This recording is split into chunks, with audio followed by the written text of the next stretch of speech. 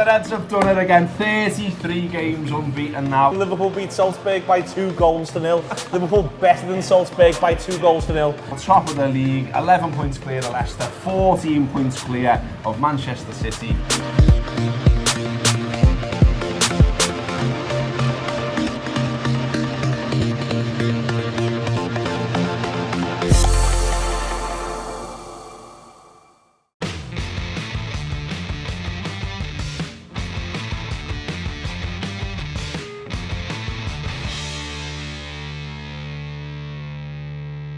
Get in, the mighty Reds march on. They've done it again. It was an horrible match. It was a cold day. It was windy. It was grim. It was an early kick-off. No one likes them. Players don't like them. Fans don't like them. It was a bit dead at times. Watford, new manager bounce and all that kind of stuff. They looked a little bit up for it. But yeah, bit of a shit game of football. But Liverpool have won. Liverpool are 11 points clear as we speak. Back over to you, Leicester and Manchester City. And I've got Stu Wright and Ian Ryan with me to talk about it. And you'd take that before the ball was kicked, wouldn't you? I mean, the manner of it's a bit mad, and we'll get into that in a minute, but the result's great, isn't it? If you haven't watched the game and you just see it as a 2-0, you probably think it's regulation. Yeah. It was anything but regulation. Fucking hell, I know. I mean, if they could fucking shoot, I mean, they couldn't finish it, didn't they? Could they? They were all over the place, but... them two that they missed just before half time. I mean, they have some really, really good chances there, and Liverpool probably have got away with one today.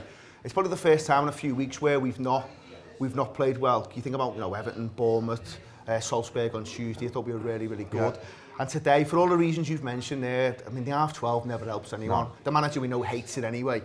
So it just felt like one of them. And obviously Pearson's come in. They were well more kind of structured than what I've seen them. There was loads of shape about them. And they were a threat. He's tweaked it a little bit. And I thought they caused us a few problems. But the main thing was, just get over the line. Just get over the line. Before they go away for the little break, they had to maintain what they were doing. And as you said, it's pressure back on City and Leicester again. And Klopp tried to tweak it, didn't he? He went a little bit different in terms of shape. Put Shaqiri in there. I'm not totally convinced it worked. And Shaqiri did do some defensive work, but also Delafeu was getting loads of joy against Trent there.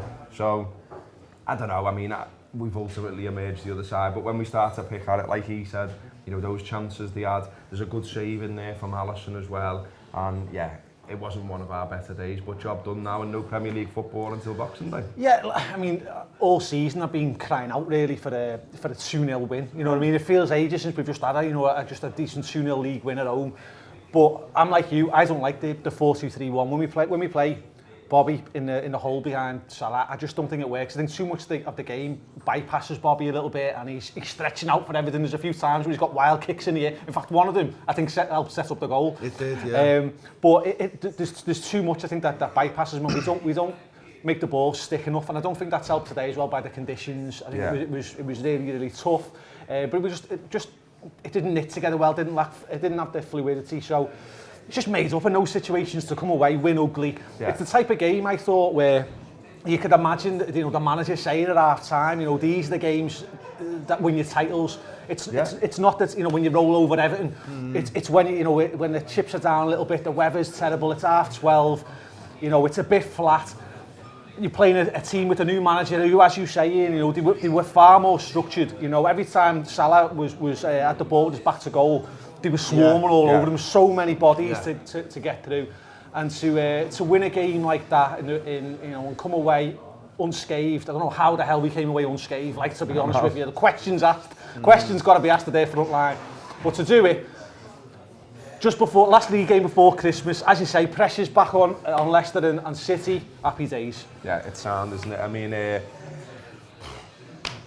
I'm just all right with it. I'm just starting to breathe again now. I mean, as you said, there was lots of hairy moments. We didn't defend well. There was little bits of madness as well. It was almost like everyone on the pitch at one point seemed to have forgot how to play footy. You have Virgil just passing it out, for a corner because of the misunderstanding between him and the keeper. Bad, wasn't it? Yeah, it was fucking wild. And there was loads of little balls I thought which were a little bit underplaying, where you were just a bit that didn't need to be like that. Do you know what I mean? And it was no one. I mean, we're sort of praising Watford a bit, and obviously they had the chances, but equally they went through loads of phases of the game where it looked like they couldn't kick the ball either. You know what I mean? Particularly the two lads in front of goal. But there was loads of balls going out to play, and you know, Stu mentioned the conditions. It's obviously really hard to gauge how that actually is when you're out there on the pitch and you're in the stands. But I think it was definitely having an effect, wasn't it? Yeah, and I mean, I think from Watford's point of view, whenever I've watched them, there's been virtually no intensity to the game, and I thought they were intense today. Stu mentioned it there. I thought they closed space. Physical as well. Yeah, they're physical. They're a big side, but they closed space really well. So they weren't really given the likes of Salah loads of room to work with. I thought Salah does all right at times. To be fair, he's fucking goals off the scale, innit?